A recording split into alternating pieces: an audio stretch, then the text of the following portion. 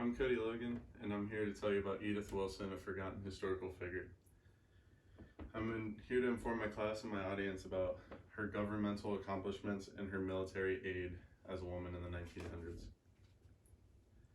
Edith Wilson was the first female president, yes, the first woman to ever run the country, but never sworn in. I'm here to show the importance of Edith and the importance she brought to the country and the world. Edith went to college, which many women didn't do at that time, and along with leading the country, plus aiding in World War I. First, we'll talk about Edith's early life, and then how she met Woodrow Wilson, then going into her aid in World War I, and finally talking about her governmental influence and her act as president. Let me introduce you to Edith Wilson. Edith, born in 1872, lived till 1961, which would be 89 years, and that's a very long time for the 18 and 1900s. She was typically educated at home by her family, but she attended 2 colleges after school with her family in Virginia.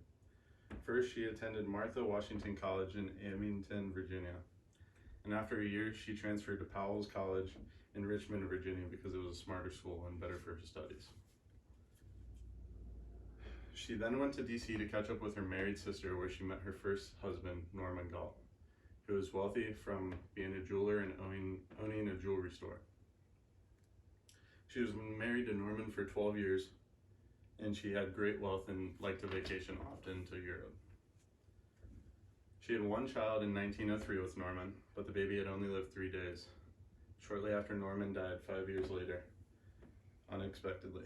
She was widowed at 36, inherited the store, hired a good manager to keep it running, but it eventually sold it to employees that worked there. They had in 1915, her and Woodrow Wilson met, and they had immediate attraction that was evident to everyone. Wilson proposed in just a few weeks, and they were married in a few months. President Wilson's advisors thought it would ruin his run for re-election in 1917. Because a quick remarriage was unpopular. His advisors took old letters and tried to make it look like he had an affair with Edith before his first wife died. It tried to split them apart, and Edith even fled for a short time. Soon enough, she came back, and she remembered all the people that tried to split them up after Wilson won his second term in office in 1917 election. Leading into World War I, she was given access to classified documents, which was unheard of for a First Lady. Edith was making major contributions in many aspects of World War I.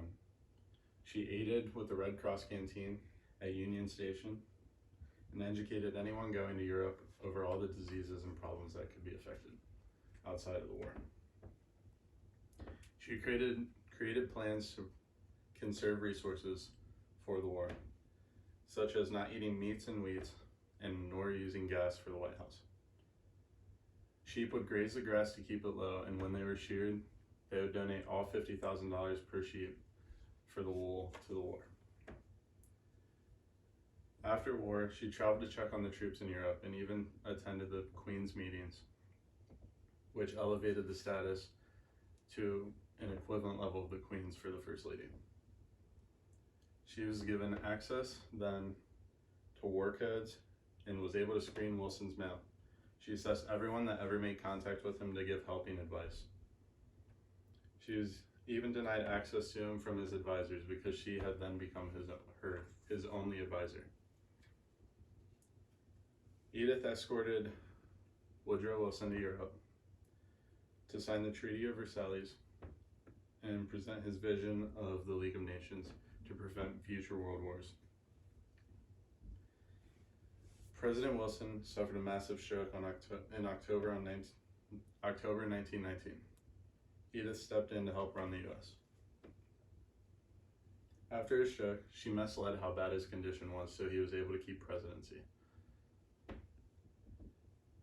When people needed approval from Wilson, they had to go through her first, and if it was deemed important enough for him, then she would let him advise things.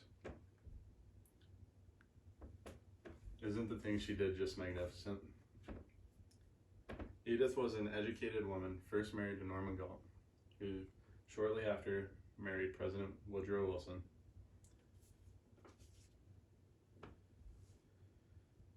She volunteered and aided at the Red Cross to help the World Wars, and even ran in some of the office after President Wilson had a massive stroke. Though Edith was never sworn into presidency, she took charge in 1919 after Wilson's stroke, and it was important to help people see the importance she brought to our country and nation. Do you think she's all important to our country? Are you proud of that a woman was able to take charge in times of need? People like her change the world, even if they are not in the history books. Thank you all.